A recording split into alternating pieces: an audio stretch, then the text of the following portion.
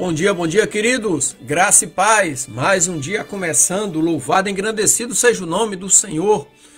Você que está conosco, nos acompanhando, estamos trazendo ministrações sobre Neemias. E tem um livro muito interessante, né? Que diz assim, Neemias, a dinâmica de uma liderança eficaz. Eu usei muito esse livro para dar aula no seminário dos anos 90, 2000, ali no Rio de Janeiro, na época. E sempre me cativou e me chamou a atenção a dinâmica eficaz da liderança de Neemias. É por isso que nós trouxemos aqui alguns temas de ministrações acerca de Neemias. Amém? Vamos orar então? Senhor Deus Santo, vivo, poderoso, Deus, Criador dos céus e da terra, Deus, muito obrigado, Pai. Obrigado pelo descanso da noite, obrigado por mais um dia de vida. E se estamos aqui é porque a misericórdia do Senhor renovou-se nesta manhã. E a misericórdia do Senhor é a causa de não sermos consumidos. Obrigado, Deus, pelo ar que respiramos, pela água que bebemos, pela comida sobre a mesa. Obrigado por vivermos e termos uma família. Em Tuas mãos, como criatura nas mãos do Criador, eu coloco a minha vida, a vida da minha família, a vida dos meus parentes, meus amigos, a vida da comunidade cristã da qual eu faço parte. Deus, abençoa-nos com a Tua presença, torna os nossos dias mais alegres, abençoados e prósperos. Seja repreendido, ó Deus, do nosso meio, em nome de Jesus, todo espírito de enfermidade, todo espírito de desânimo, todo espírito de inveja, todo espírito de confusão, todo espírito de vício, de prostituição, ó Deus, e que o Teu Espírito Santo verdadeiramente tome lugar em nossas vidas, nos consolando, nos confortando, nos alicerçando e nos direcionando. Deus, muito obrigado, Pai. Essa é a nossa oração nesta manhã. E abençoados sejam todos aqueles que estão nos acompanhando, ó Deus, e que essa palavra fale ao coração de todos que nos ouvem. Em nome de Jesus, amém e graças a Deus. Muito bem, queridos. Nessa manhã eu quero falar sobre a unidade na diversidade, ou seja, o corpo trabalhando juntos. E o texto que eu quero ler, Neemias capítulo 3, versículo 5, que diz: E ao seu lado repararam os tecoitas, porém os seus nobres não submeteram a servir ao serviço do seu Senhor. Aqui nós temos a reconstrução de Jerusalém sob a liderança de Neemias. Então a reconstrução de Jerusalém sob a liderança de Neemias é um belo retrato da unidade na diversidade. Então ao longo de todo o capítulo 3, o capítulo 3 tem 32 versículos, nós vamos encontrar uma diversidade de grupos, famílias e indivíduos. E todos trabalhando juntos pelo bem comum da cidade de Jerusalém. Então esse capítulo 3 de Neemias nos mostra de uma maneira conjunta, né? Nos mostra todos, independentemente de sua posição ou habilidade, juntos ali. E independente de habilidade de cada um, tem um papel vital, todos eles têm um papel vital na obra de Deus. Então, assim como os muros de Jerusalém foram reconstruídos pedra por pedra, a fé e a devoção espiritual daquele povo também são reconstruídos dia após dia. Então, isso também nos ensina que cada crente em unidade uns com os outros formam uma grande igreja. Igreja significa eclésia, assembleia, reunião, né? Então isso é o papel da igreja, trabalhar juntos. Então quando se aponta o defeito um do outro, é como se estivesse falando que aquele membro daquele corpo está com defeito. Um membro doente é um corpo doente também. É isso que precisa se entender. O conjunto em si para poder trabalhar como um corpo. Então o livro de Neemias é interessante por conta disso aí. Eu falei para vocês do livro, né? Neemias e a dinâmica da liderança eficaz. Eu até encadernei ele na época, coloquei a espiral. Amanhã eu vou trazer para mostrar para vocês como é que eu fiz, porque eu emprestava para os alunos. Aliás, eu emprestei um aluno e ele tirou cópia para todos os outros alunos na época, né? E eu sempre fazia assim com os livros que eu dava aula no seminário. Então, o primeiro ponto que eu quero destacar aqui, que é no capítulo 3, do versículo 1 a 8, nós não vamos ler esses 8 versículos, né? Só vou falar para você que esses 8 versículos iniciais do capítulo 3 fala da comunhão na diversidade. Logo no versículo 1 tem o chamado do sumo sacerdote e seus irmãos. Então aqui destaca a importância da liderança espiritual na obra de Deus. Ou seja, reconhecer e seguir líderes consagrados é fundamental. Consagrado, que eu digo, é aquele que é separado, que tem um destaque, que está ali na condição de líder. E uma coisa que Neemias nos ensina é que para ser líder, você tem que saber ser liderado. Esse é um detalhe interessante. Eu fui militar por mais de 30 anos, né? Então eu fui líder e também fui liderado ao mesmo tempo. Eu fui encarregado de divisão, de setores, e ao mesmo tempo tinha alguém acima de mim. Tinha um comandante, tinha o meu encarregado. Né? Então, para você ser líder, você precisa saber ser liderado. Então é interessante também entender a dinâmica da liderança eficaz de Neemias nesse sentido, né? No versículo 2 fala da participação de homens de Jericó e Zacur. Ou seja, mesmo aqueles de outras cidades reconheceram a importância da obra e se uniram. A obra de Deus não conhece fronteiras. Não existe fronteiras para a obra de Deus. Entendeu? Então, se eu estou vendo alguém fazer algo e eu posso ajudar, contribuir, eu vou lá e faço. E contribuo também. Assim é a liderança trabalhando com seus liderados. No versículo 3 fala dos filhos de Hassenaá, né? E a porta do peixe. Ou seja, uma lembrança da diversidade de talentos e dons. Todos têm uma parte a desempenhar, por menor que seja. Por menor que seja, tem um papel importante para desempenhar. Assim também é na família. Por menor que seja o papel que ele consegue fazer, mas ele está contribuindo. Assim é no corpo da igreja, assim é no corpo de Cristo. Por menor que seja, por exemplo, esse dedo aqui quase não tem papel para desempenhar, mas mas na mão ele é fundamental, tá vendo? Ó? Ele é fundamental na mão, ó. Ah, mas esse dedo, se eu perder ele, não, vai fazer falta. Porque o corpo ele é perfeito.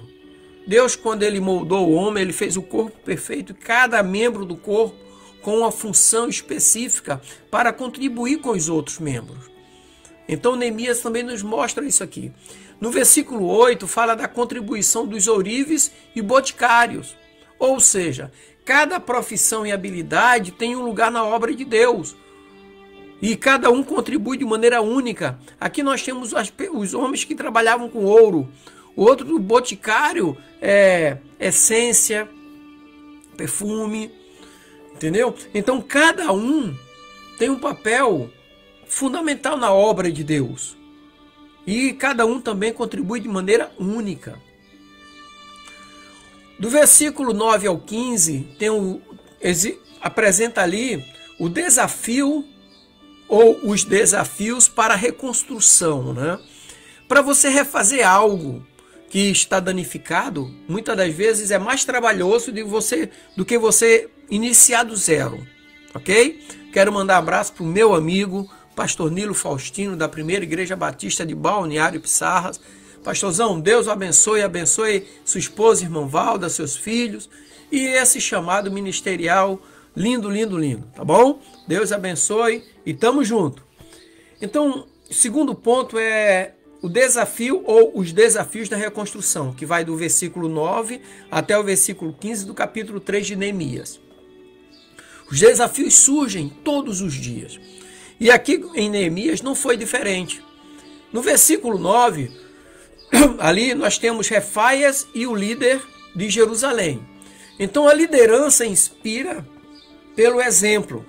Refaias, como líder, não apenas orientou, mas também trabalhou. A melhor maneira de ensinar é o exemplo. Entendeu? É igual no militar. O instrutor, eu fui instrutor há muitos anos. Eu tenho 3.958 dias de instrutoria. Então, todas as vezes que eu falava para um aluno fazer uma atividade, eu ia lá e comigo, o militar assim, comigo, puf, 1, 2, e todos caíam juntos, na flexão, seja no que for. Então, o líder ele ensina pelo exemplo. Aqui, Refaías não foi diferente, ok? Ou seja, tem muitos que dizem assim, faz o que eu mando, não faz o que eu faço.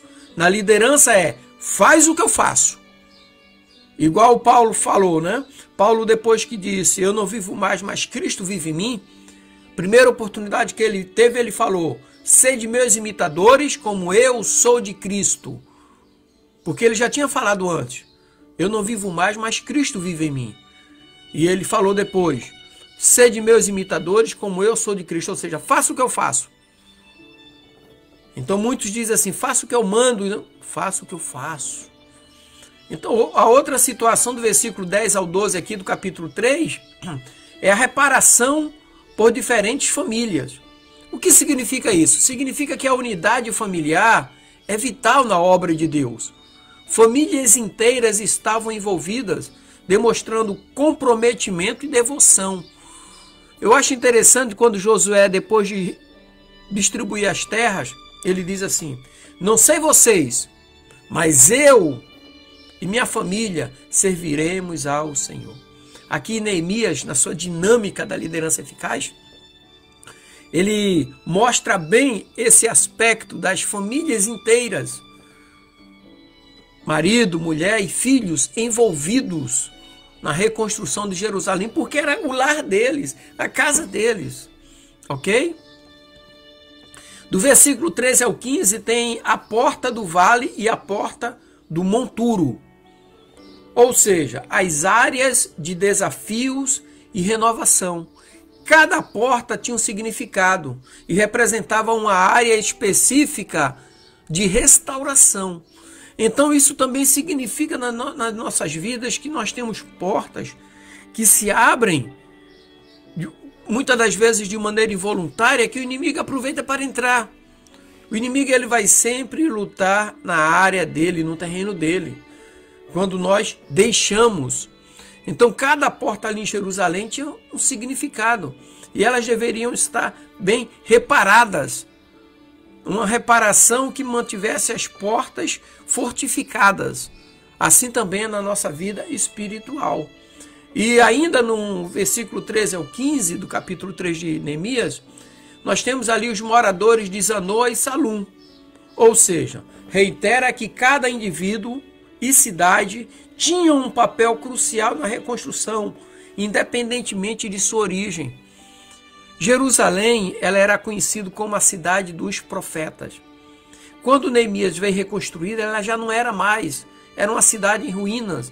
Mas os cidadãos próximos, quando viram aquele movimento da reconstrução da cidade de Jerusalém, a cidade dos profetas, eles se animaram porque eles sentiam falta dos profetas de Jerusalém.